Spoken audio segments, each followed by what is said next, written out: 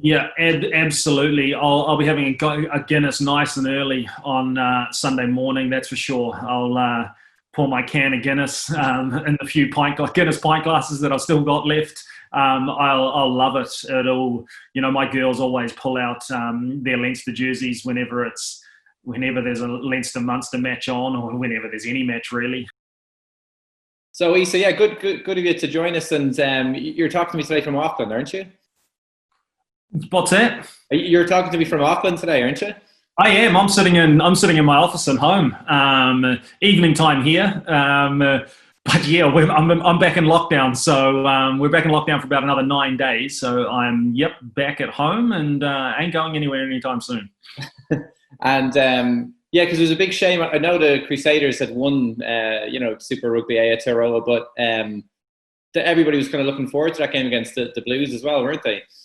It was such bad timing, really, just for a whole host of reasons, financial, but just for sport in general. It was culminating into almost the perfect tournament compact into one. It was phenomenal. You're talking about the two teams that were competing at the absolute best. The Blues finally back to playing good rugby, were having a cracking season, and dare I say I think the whole of New Zealand was hoping the Highlanders beat the Crusaders with a week to go just to make it extend to the final game, because they'd sold 46,023 tickets for the last game, and the Blues would have made a massive financial gain just for selling out the stadium, which would have been phenomenal. But yeah, timing just it was a real kick in the guts for sort of the whole of the Blues organisations. But the Crusaders were smart enough to win the competition as quickly as possible, which I think only the Crusaders would think like that. Yeah. And yeah, just wanted to chat to you. Like you're from Auckland yourself originally. Whereabouts are you from in Auckland? So I'm from One Tree Hill, Onehunga. I grew up, U2's famous One Tree Hill song. I grew up with my parents. My parents have lived there for 43 years. So I was Auckland born and raised. Went to Auckland Grammar School, obviously. Now I'm a little bit out in the Wops, should I say? A little bit further out, just with a little bit of distance, but still only 10 minutes to the city, just a little bit of space on our hands. And who was as you mentioned there, Auckland Grammar, like such a famous school and so, such a deep rugby tradition as well. But who was in your class? Who did you play with? Was there anybody that we know of? Oh, so All Blacks that I would have played with, John Arfoa he was St. Kitts, but pretty much Ben Artinger and Benson Stanley would have been the two All Blacks in my time. Doug Howlett, obviously, my mentor for a lot of years and still is, I guess. He was about 4 years ahead of me at grammar. So, and then your likes of Akira Iwani and Rico Iwani are both sort of probably the next cabs off the rank to be the big stars that have come out of grammar. So a huge traditional school. But yeah, some big names through the times, that's for sure. And, so at what age did you then get pulled into that, Auckland's and Auckland Blues kind of system? Like, was it, just straight out? Yeah, I was a little bit of a late bloomer, to be honest. I was pretty content to go to university and then head off on an OE and travel and stuff. So I sort of got pulled in quite late. I wasn't the schoolboy star. It was more so maybe 21, 22 even, where I sort of got pulled back into the Auckland Academy, whereas most guys come straight out of school and into it. I sort of skipped the boat a little bit and went and did a few years at uni first before kicking off. And it wasn't until really probably 23 that I sort of started to make my way consistently into the Auckland team and the Blues team. And I lived in New Zealand around 2005, 2006 and lived in Auckland too. And the Blues were the team that I went to see all the time. And I suppose it's been a kind of long story with the Blues, like so many great players, but never kind of pulled it together. But geez, that team that you guys had around 2005 and 2006 was, stacked with stars, wasn't it? Yeah. Still annoys the hell out of me, if I'm being honest. Still hate the Crusaders and probably every other team in New Zealand, just like I hate Munster and the likes. Sorry, Mal, I know you're listening. Oh, it was just always just underperformed that little bit and just never cracked it, unfortunately. Made the semi-finals, made quarterfinals and the likes, but just never really kicked on. But when I look back, I see the names that we had. I played with some legends of the game: Carlos Spencer, Doug Howlett, Mills Mullaina, Joe Rocks. The list just goes on and on. It was a bit of a star-studded team, to be honest. Had some really awesome days with Auckland, provincial rugby, won it quite a few times, and that alone is different to the Blues. But yeah, unfortunately, just never cracked the Super Rugby title with the Blues. Had the team to do it, just never cracked it. And in the same squad as Rua Tipoki as well. And, there's a guy who went off and was like a cult hero at Munster as well. And you did the same at Leinster. Yeah, man. People wouldn't realise how smart a player Rua is. I learned so much from him in the small, sort of 2 seasons that I had with him at the Blues, on and off. Just one of those guys that you just soak up all this knowledge from, just because of the way he plays and the way he thinks on the field. So yeah, I learned massive amounts of rugby knowledge from Rua in my time at the Blues, and then obviously his, with himself and Lafemi Muffy for Munster, they were a midfield pairing that just dominated Europe. And again, then you have to sort of play against him and realise how good a player he is. So, they're the type of guys that you want to learn off and who make you better, really. And did you come across those guys in your early days at Leinster, like a couple of clashes? Yeah, we did. Obviously, coming off them winning Europe in their own time, and then, sort of sitting on the couch with a Guinness in hand, watching them play the All Blacks in Thomond Park. All these sorts of times that you've seen them play, but they're phenomenal players. But I know how much of an impact Rua had at Munster, and yeah, he just, as I say, just one of those guys that had all the rugby brains to go with the skill. And when you're playing with a guy like him on your team, you learn so much from them.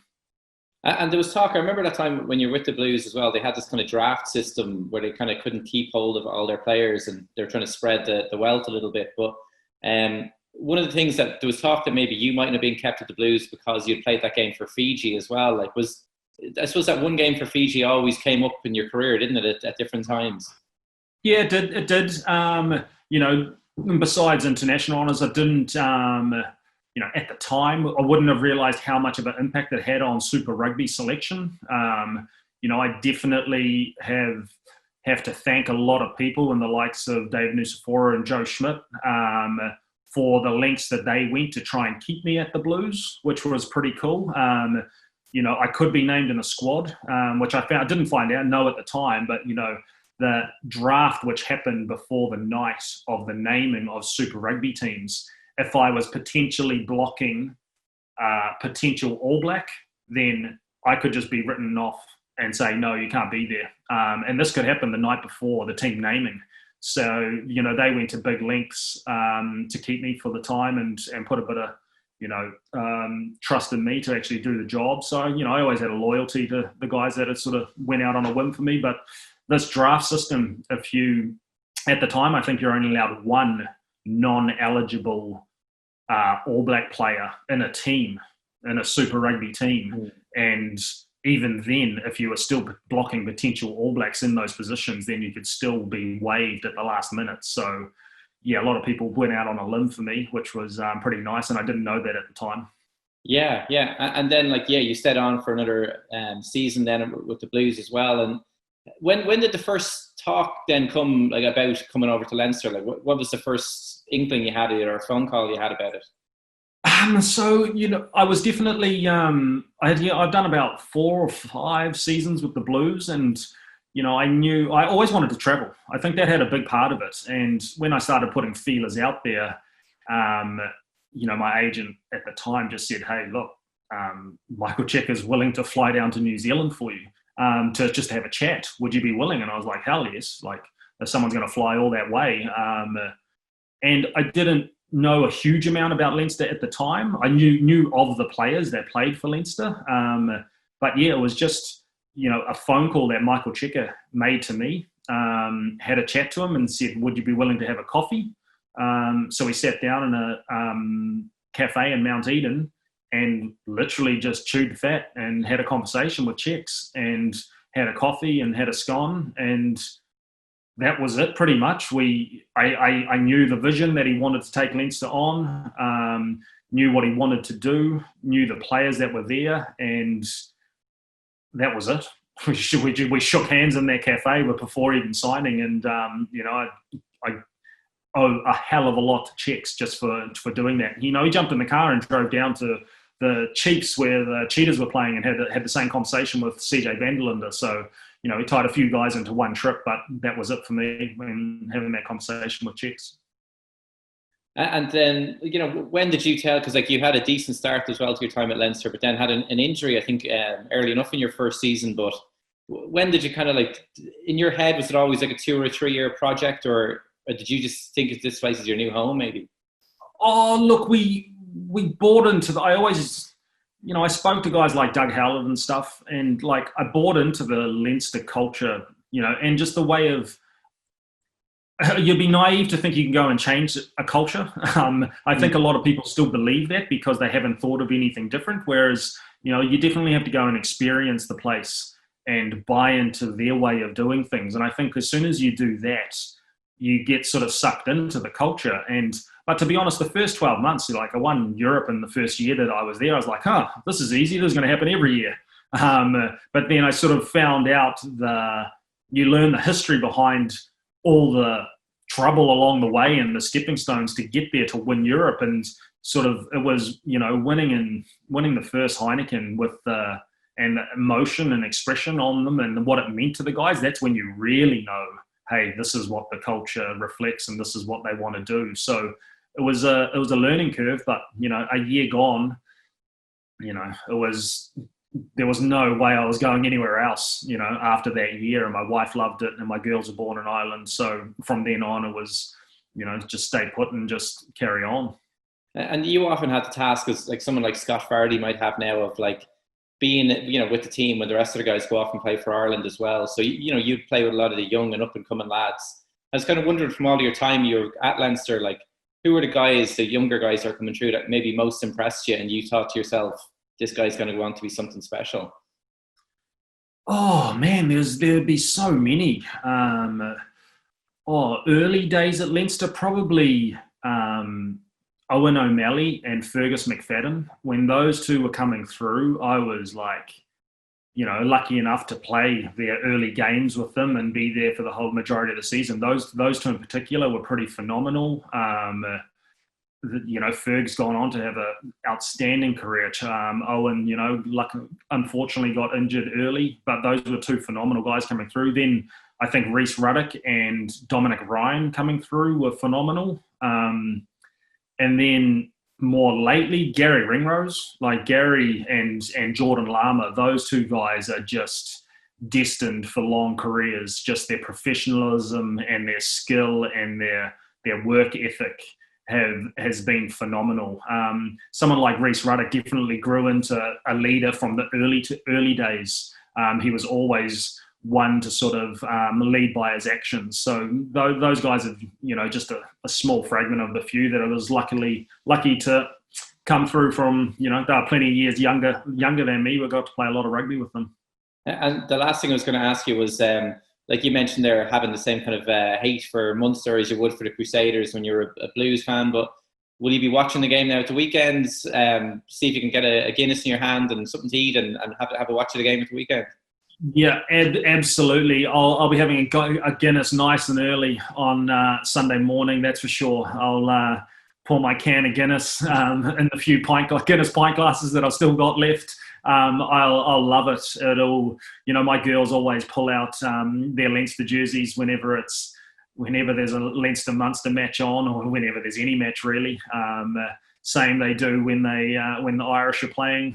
Johnny Sexton's still their favourite player, but I'll definitely be up. I can't wait. 175 days without a game of rugby is pretty phenomenal. And it's just such a huge excitement and buzz for it to come back. And the fact that it's a Leinster-Munster match, what more could you want? It's exactly what you want as a spectator. Even though we'll be sitting at home, I'd rather be sitting in the crowd, but that's not the way it's going to pan out. So yeah, I'll have a Guinness in my hand and be enjoying it early. That's for sure. I still hate Munster, but I do respect them. I do respect them massively. But I think you can never lose that tribal hatred. That's what makes the Leinster Munster match so special. Perfect. Listen, Issa, it's great talking to you this morning, and yeah, have a good day. And yeah, hopefully I'm actually in Kildare at the moment in Ireland, and we're locked down as well. So I kind of solidarity with you today. Nice. Awesome chatting to you, Pat. All right. Cheers.